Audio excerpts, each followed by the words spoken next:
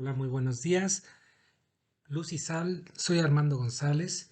Estamos nuevamente aquí en este curso de Historia de la Salvación con la lección número 28, que va a ser una continuación a la lección número 26, que en aquella ocasión se llamaba La voz de Dios, es decir, el llamado de Dios que hace a la humanidad.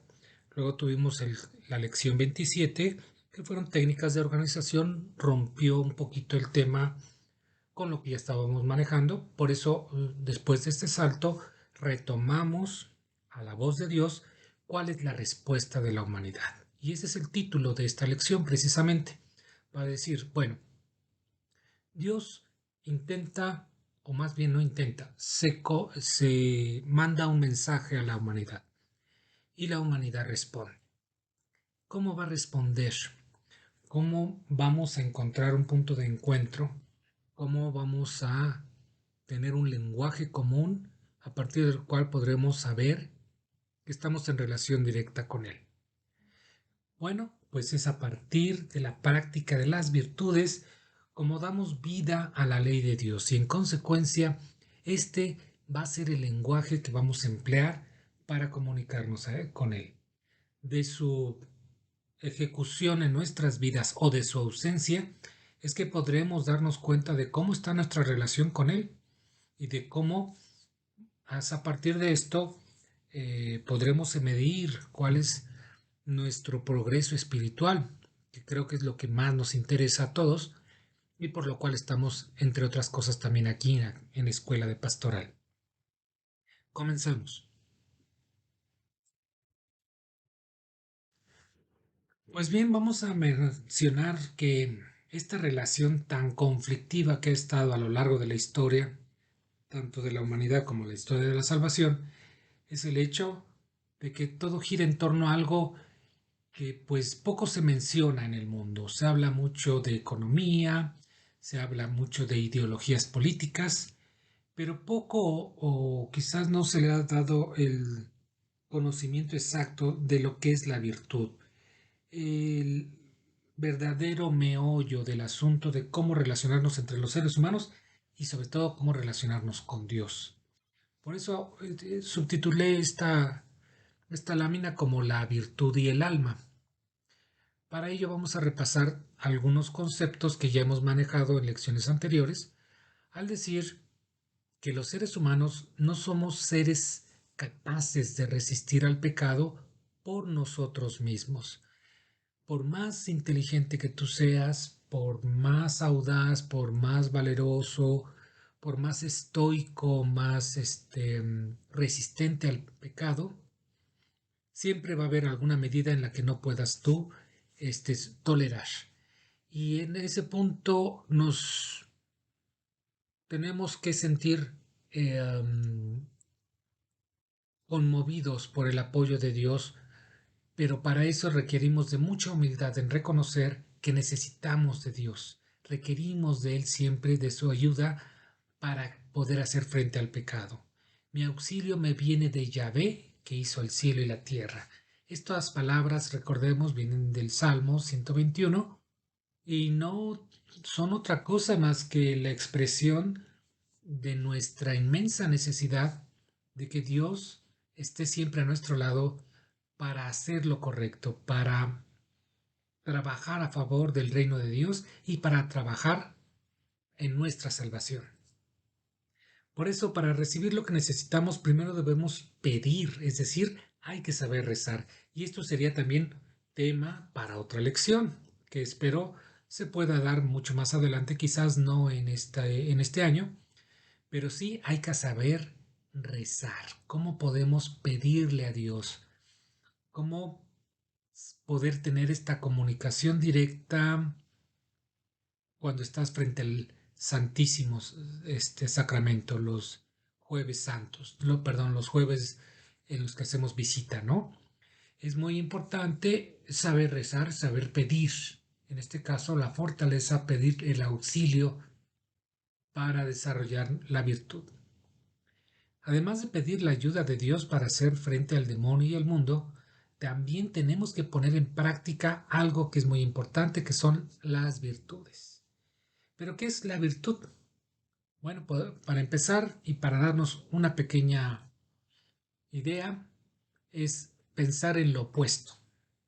Y su opuesto es el vicio, ¿sí? El vicio también es una costumbre, pero es una costumbre que tú sabes que te va a destruir y va a destruir tu capacidad de relacionarte no solamente con Dios, sino con tus seres queridos inclusive. En cambio, la virtud es también una costumbre, pero que te lleva a acercarte a tus semejantes, a trabajar a favor de ellos y por supuesto a relacionarte y relacionarte muy bien con Dios. Esto ya lo entendían inclusive la cultura griega, inclusive anteriores al pueblo de Israel, y esto que vamos a tratar a continuación es filosofía, filosofía aceptada por la Iglesia Católica, pero finalmente es pensamiento filosófico, es decir, esto es explicación humana, ¿sí? Los griegos desarrollaron la idea, ¿cuál idea? La idea de la virtud, como el trabajar en cuatro proyectos, ¿sí? Ellos pudieron distinguir que existe la bondad, la verdad, la justicia y la belleza. Pues estos mismos aspectos los retoma la Iglesia en forma filosófica como los máximos exponentes de lo que es la virtud, ¿sí? En términos filosóficos. Es decir, son la expresión de la plenitud de un ser racional. Si tú eres una persona que le gusta investigar, pero no investigar y saber nada más porque sí, saber y llegar a las últimas consecuencias de la verdad, estudias, trabajas, te esfuerzas por ser honesto contigo mismo, vas a descubrir que en tu racionalidad vas a ser más fácil que puedas darte una idea de cada uno de esos conceptos, de la bondad, la verdad, la justicia y la belleza. Y vas a descubrir que son conceptos pues bastante complejos. Para empezar son abstractos, es decir, no son cosas que tú puedas medir, que puedas ver, pero sí lo puedes entender en tu inteligencia.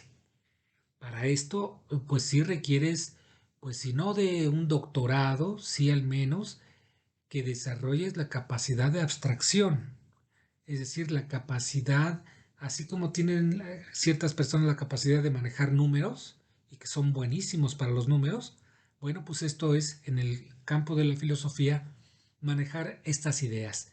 ¿Puedes distinguir la diferencia entre bondad y justicia, entre verdad y belleza?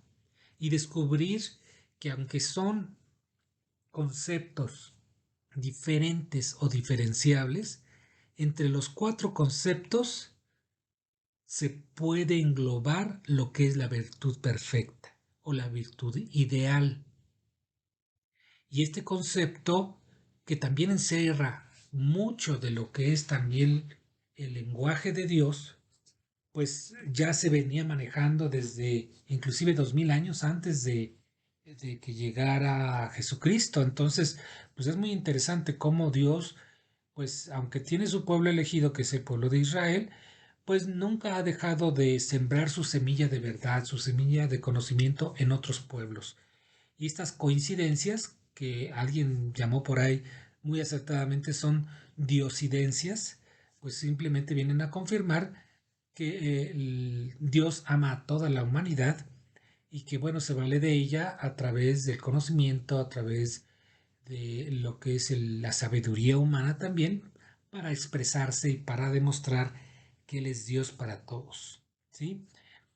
Eh, Aquí vale la pena descubrir que dentro de todo lo que manejaron los griegos, la virtud como objetivo en estos cuatro proyectos, que es bondad, verdad, justicia y belleza, se alcanzaban a través de un caballo tirado por dos caballos, como lo muestra esta imagen. El ser humano, pensaba Platón, que era como este carro, y el ser humano estaba guiado o jalado por dos fuerzas muy importantes. Uno de estos caballos es el caballo de la razón y el otro caballo es el caballo de la pasión. No existe un caballo bueno, no existe un caballo malo, porque si te fijas, el cochero, el que está manejando los caballos, tiene que jalar de los dos caballos para que el coche pueda caminar, correr finalmente, ¿no? Tiene que tener un equilibrio de fuerzas para que pueda llegar a buen fin el carro.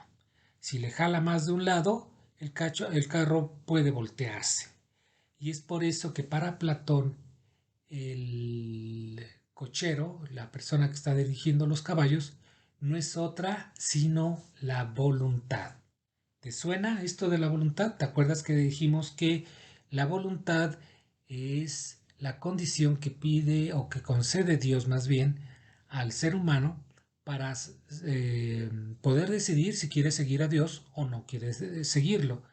Bueno, pues aquí también está ese mismo concepto de la voluntad y de alguna forma es la misma voluntad la que va a dar rienda suelta o no por momentos a la razón y por momentos a la pasión. Las dos son necesarias en nuestras vidas y las dos tienen que medirse, las dos tienen que contraponerse para que tú puedas conducirte en tu propia vida. Qué interesante, ¿no? De eso consiste el poder llegar a la virtud a través de este carro, tirado por dos caballos, y el objetivo de este carro es llegar a la virtud completa, que son la bondad, la verdad, la justicia y la belleza. Ahora bien, pero vayámonos con la clasificación de las virtudes. Puede haber dos tipos de clasificación, una es por su origen y otra por el objetivo que persiguen. Las virtudes por su origen pueden ser infusas y adquiridas, es decir, ¿qué es lo que origina la virtud? En general, bueno, podemos decir que por su origen, toda virtud viene de Dios, absolutamente. Son regalos de los muchos que nos da, pero aquí la teología los clasifica en dos, de esta manera. Las clasifica como virtudes infusas aquellas que vienen directamente de Dios por su gracia y nos llegan, digamos que de nacimiento, o las adquirimos porque Él así lo quiere. Y las virtudes adquiridas son aquellas que nosotros las hacemos en nosotros mismos con el hábito, es decir, a fuerza de trabajar en ellas. Tú, por ejemplo, puedes carecer de alguna virtud que te gusta mucho, ¿no?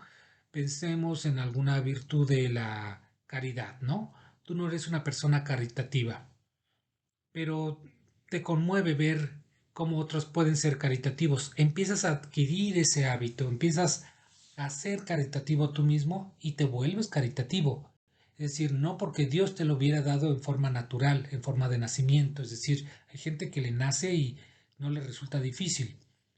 Si tú no eres caritativo, pero quieres serlo, a fuerza de tu propia voluntad, volvemos al término, es decir, que conduzcas bien tu carrito, vas a adquirir la virtud de la caridad si tú quieres. ¿Sí? Bueno, esto es por su origen. Ahora, las virtudes por su objetivo pueden ser de tres tipos: teologales, cardinales y humanas. Las humanas no las vamos a explicar porque estas virtudes pueden ser un poquito menores, ¿no?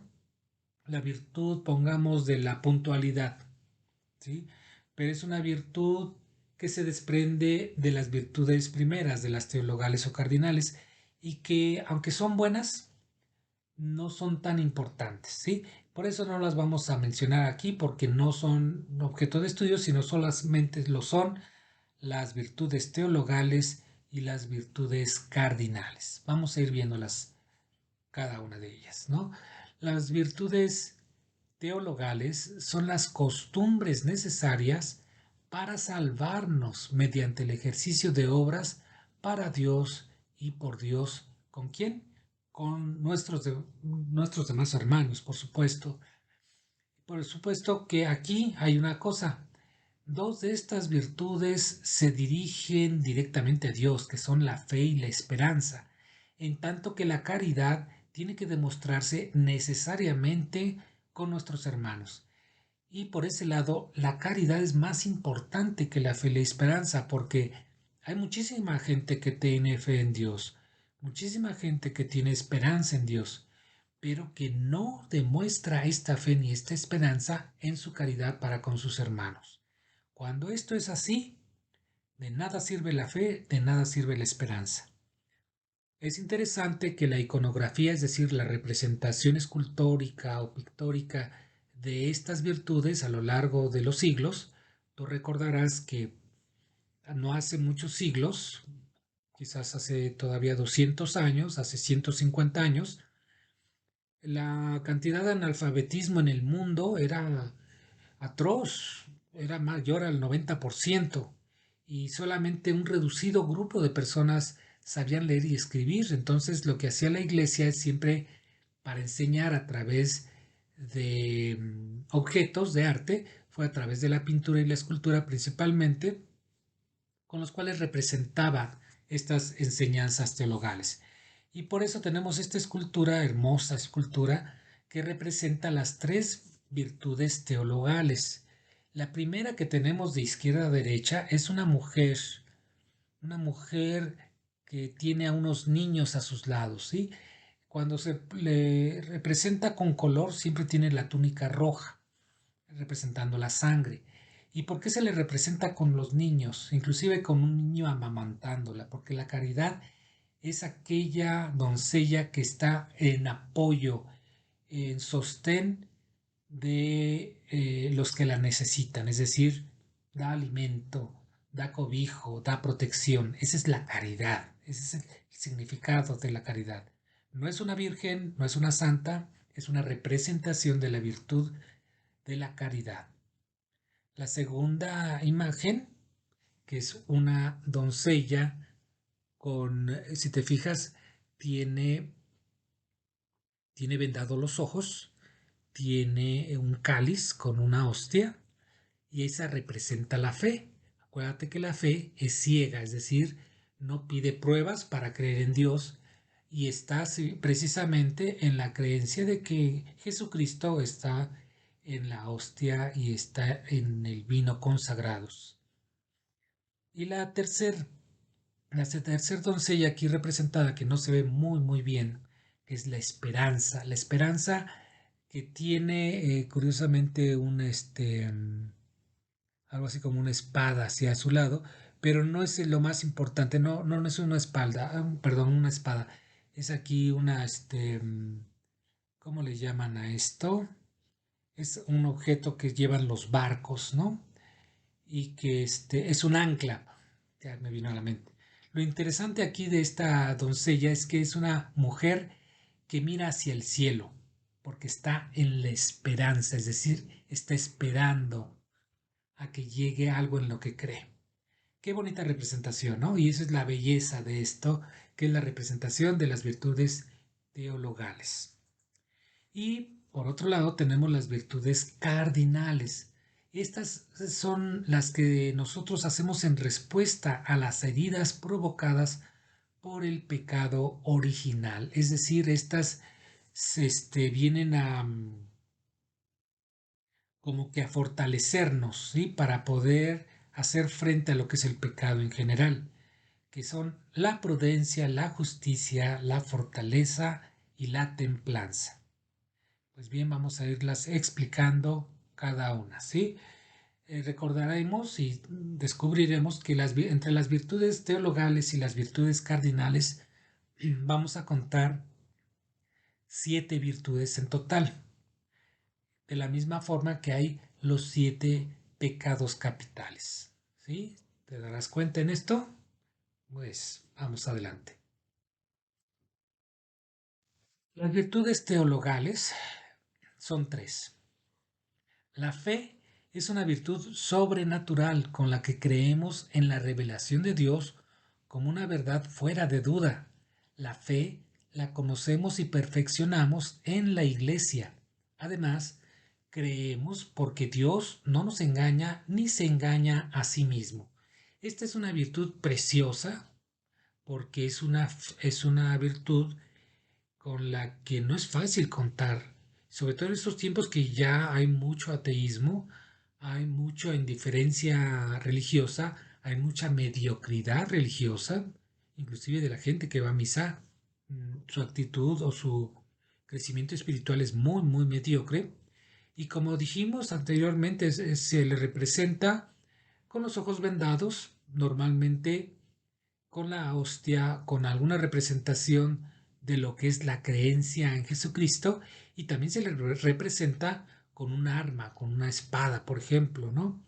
Aquí en este caso, por ejemplo, en la figura que estamos observando, es es una escultura que está en la torre de la Catedral de Sevilla en España. Es muy interesante porque esta catedral primero fue mezquita musulmana, ¿sí? Y cuando los españoles expulsaron a los árabes, los expulsaron y se quedaron con la mezquita y la convirtieron en catedral. Y bueno, encima de la catedral pusieron la victoria de la fe católica, por supuesto. Y para eso pusieron a esta escultura. No pusieron una cruz, qué curioso. Pusieron la virtud de la fe, representando esta doncella, que por cierto es una veleta, por eso ahí la necesidad de poner este disco que se ve ahí al fondo, o sea, se mueve en dirección de los vientos, y un arma que está ahí como medio escondida, no se ve, no se aprecia muy bien, pero sobre todo es una doncella que tiene los ojos vendados, ¿sí? Cree sin necesidad de los sentidos, cree en la revelación de Dios, que es la verdad fuera de duda, y que nace, crece, se desarrolla y se fortalece dentro de la iglesia. La esperanza, por otro lado, es esperar precisamente, vete al significado, el sentido primigenio de la palabra, descubrirás, perdón, qué significa esperar. ¿Esperar qué? Esperar la vida eterna y los medios para alcanzarla. Así tenemos que creemos en esta tierra, que tenemos los medios necesarios por medio de los méritos de Jesucristo para seguir sus pasos. Entonces, con esta virtud combatimos la tristeza, la desesperación, el pesimismo, pues nos infunde de alegría por la salvación prometida. Por eso es tan bonita la esperanza, porque con ella inclusive podemos reír en tiempos tristes, en tiempos de dificultades, en tiempos en los que parece que Dios nos ha abandonado.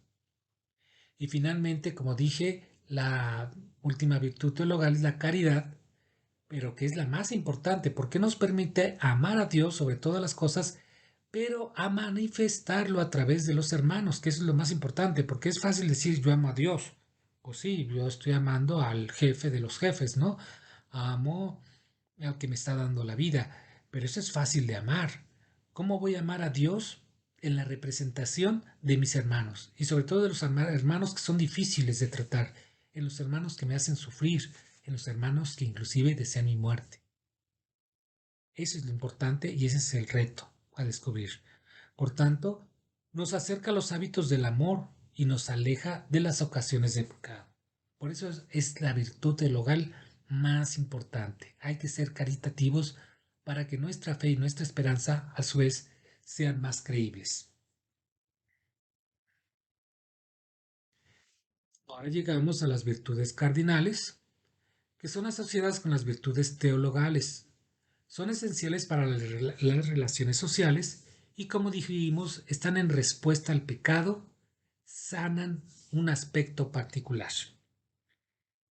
Empezamos con la prudencia, que es la representación que tenemos aquí de la fotografía. Y miren que todas estas virtudes que pasaron a ser como modelos para el arte y que muchas veces pasamos de largo y no sabemos qué están diciendo, por qué las visten o las desvisten estas figuras de esta manera, tienen un significado muy importante y muy bonito. En este caso es la diosa Prudencia de los griegos, que bueno, ya cristianizada, ya no es diosa, por supuesto, pero que tiene el mismo significado. Se ve en el espejo y sostiene a una serpiente. ¿Por qué? Bueno, la serpiente quizás no se vea, a veces la ponen, a veces no. En este caso me parece que está envuelta en el báculo que está sosteniendo, en ocasiones no es así. Pero lo importante de esta imagen de reflejarse en el espejo que tiene enfrente, es porque esta virtud implica que tenemos que conocernos. Pretende sanar la insensatez y la ignorancia. Incita a la reflexión. ¿Y qué es la reflexión? Precisamente verse al espejo antes de actuar y hablar. En el momento en que sepas evaluar el alcance de tus palabras y mides el momento oportuno, sabrás qué palabras decir y qué palabras no decir, o cuándo, de pleno, callarte en lo que dices. Pero esto también lo puedes manifestar en las acciones. Ayuda a pensar con madurez, a decidir con sabiduría y a enfocarnos en el bien y en lo que es realmente importante. Es interesante, ¿no? Y lo curioso de, por ejemplo, de esta escultura es que ni siquiera crees que está dentro, aunque es una representación de la prudencia, no es una escultura que esté fuera de una iglesia, sino que está fuera de un banco en Estados Unidos. O sea, fíjate hasta dónde llega la influencia del pensamiento católico, aunque ahora haya tanta ignorancia con respecto a qué significa cada una de estas cosas, ¿no? Pues bien, vámonos con la segunda virtud cardinal, que es la justicia, que se contrapone y sana al egoísmo. Ayuda a entender que mi libertad termina donde comienza la libertad del otro. Esto es muy importante. En este sentido, justicia significa respeto que se da y que se recibe. Cuánto es necesario es entender estos conceptos y que actualmente parece que está todo de cabeza, ¿no? Todo nuestro actuar tiene una consecuencia. Esto es lo justo. Cada quien recibe lo que merece o le corresponde, y cuando esto no es así, estamos hablando de injusticia. Cuando aquel hombre es encerrado en la cárcel sin pruebas, eso es una injusticia. Cuando pagas un servicio en el que el que te está dando el servicio no está haciendo bien su trabajo y sin embargo está recibiendo el salario que quedaron acordados, eso es una injusticia porque el tipo te está o la persona que te está atendiendo te está robando, no está haciendo bien su trabajo y encima de todo te está cobrando. Eso es una injusticia. Vamos a las últimas dos virtudes cardinales. La fortaleza, que también es muy importante porque se contrapone a la debilidad. Es decir, para entender la fortaleza, piensa en el opuesto, es lo débil. Es la virtud que nos da la energía para luchar por el bien. Fíjense qué bonito. Esto tiene dos sentidos. Actuar con determinación para alcanzar el bien querido, es decir, te da la fuerza para luchar, y también para que resistas a la desesperanza y sobre todo al miedo, al temor. Y finalmente tenemos la templanza, que es la respuesta a la concupiscencia. ¿Qué es la concupiscencia? Bueno, es la obsesión desordenada por lo sensible y material. Normalmente asociamos la concupiscencia al apego a todo lo erótico, a todo lo sexual por lo sexual mismo. Y sí lo es, pero no es lo único. También puedes tener concupiscencia cuando tienes un gusto excesivo por el lujo, cuando tienes una obsesión por el placer no solamente sexual como indico, sino también el placer de la comida, del alcohol, el placer de estar solamente en lugares bonitos, con gente bonita, por ejemplo, también se me ocurre. Todo eso es una obsesión desordenada por lo sensible y material. Y por eso la templanza nos ayuda a moderar los apetitos relativos a los sentidos. Esa es la representación que tenemos aquí de esta pintura, una pintura medieval, por cierto, que es la templanza. Y la templanza es el equilibrio. Por eso se le representa a una doncella que está vertiendo un agua en una ánfora. ¿Y por qué? Bueno, porque si no tuviera equilibrio, estaría tirando el agua fuera de la ánfora. Entonces ella está actuando con una concentración, con una sobriedad para que no exista aquí un accidente, ¿no? Que no se caiga el agua fuera de la ánfora. Por eso así se le representa a la templanza, que también es castidad, que también es continencia, que también es humildad y mansedumbre. Fíjense qué bonitas cosas se desprenden de la misma virtud cardinal de la templanza.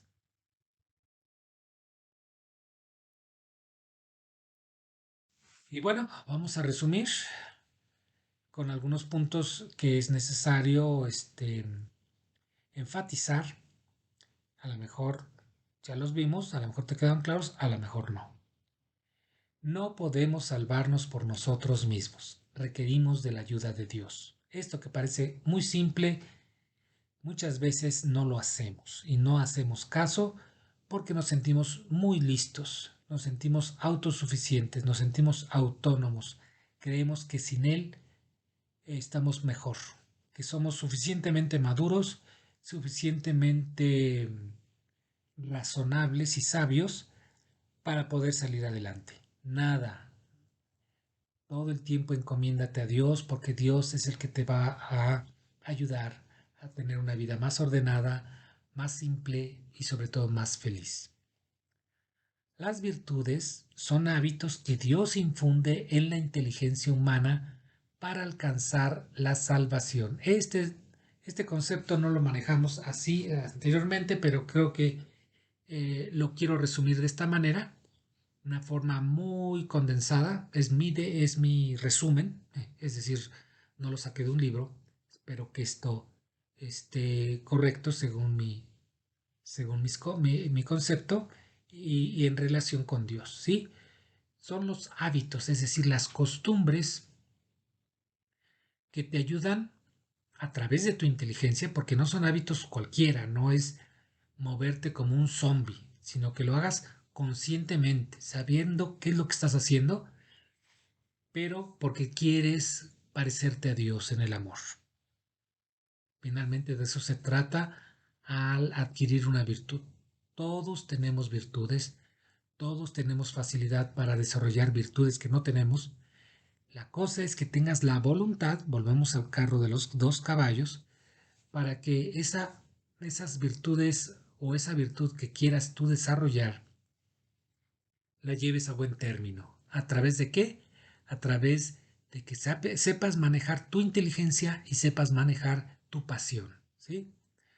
Las virtudes por su origen son adquiridas o son infusas, es decir, aunque todas las virtudes son de Dios, las que son adquiridas son aquellas que tú ejercitas porque no las tienes bien desarrolladas, y las infusas son las con las que tú naces naturalmente. No eres alguien que de fe fácilmente puedes tener fe en Dios, en la gente, en las empresas, en muchas cosas. Eso es una virtud infusa. Y una virtud por su objetivo pueden ser teologales, cardinales y humanas. Aquí quedamos que solamente vamos a ver las teologales y las cardinales. Las virtudes teologales son tres: la fe, la esperanza y la caridad. Estas solamente las concede Dios. Estas no las puedes tú ejercitar necesariamente con tanta facilidad, ¿sí? Ya habíamos dicho que, bueno, si te faltaba la caridad es porque en esta virtud se requiere de tu voluntad para hacer ver que la fe y la esperanza tienen que manifestarse a través de los hermanos. Por eso ahí sí tienes tú que hacer un esfuerzo. En cambio, la fe y la esperanza, ahí sí solamente Dios te las concede. Si tú no las tienes, pídelas. Reza por ellas. Reza porque tengas más fe, porque tengas más esperanza y Dios te las concederá. Pero la caridad, esa sí se tiene que trabajar porque no siempre estamos dispuestos a ayudar. Lo más parecido a la caridad que he visto es ver que la gente da lo que le sobra. Y eso no es caridad. Caridad es dar con entusiasmo, con amor, no lo que te sobra, sino lo que necesitan los demás para salir adelante. Es lo que San Juan Pablo II llegó a hablar de solidaridad. Finalmente tenemos las virtudes cardinales, que se adquieren con el hábito continuo e inspirado por las virtudes teologales, es decir, Aquí las virtudes teologales apoyan muchísimo para que puedas ser prudente, que seas fuerte, que seas templado y que seas justo. Para cada una de ellas sí hay necesidad de trabajarlas y trabajarlas en serio porque estas requieren mucho más de nuestra parte, pero si tienes las tres primeras, las teologales, es fácil que puedas desarrollar o fortalezcas, valga la expresión, la fortaleza precisamente, la prudencia, la templanza y la justicia. Y bien, te darás cuenta que es un tema maravilloso. Bueno, a mí me encanta porque está muy relacionado con lo que yo estudié en la carrera, que es la filosofía, y tiene que ver con estas capacidades humanas que nos hacen humanos verdaderamente. El dinero no nos hace humanos, la moda no nos hace humanos, la belleza física o la belleza de lo que es el poder no nos hace humanos. Lo que nos hace humanos es el desarrollo de estas virtudes. Porque para ser virtuoso se requiere de pasión dirigida por la inteligencia. Fíjense qué interesante y qué necesario es. Pero bueno, aquí terminamos porque ya me he pasado un poquito. Para mí se me hace fascinante el tema. Ojalá que te haya gustado tanto como a mí. Doy gracias al Espíritu Santo porque nos ayude a entender esto, a profundizar, si queremos esto aquí o en otras áreas, siempre y cuando sean fuentes católicas, y que ayude a nuestro crecimiento espiritual y a nuestra conversión cada día mejor, mejor y mejor. También el apoyo que recibimos de Guillermo es invaluable. Gracias, Guillermo. Y por supuesto, darle gracias a Coti que nos permite dar este apoyo en su grupo para que sigamos adelante. Gracias a cada uno de ustedes por su atención y esperamos que sigan haciendo sus tareas, por favor. Estaremos nos viendo, si Dios lo permite, la siguiente semana. Hasta pronto.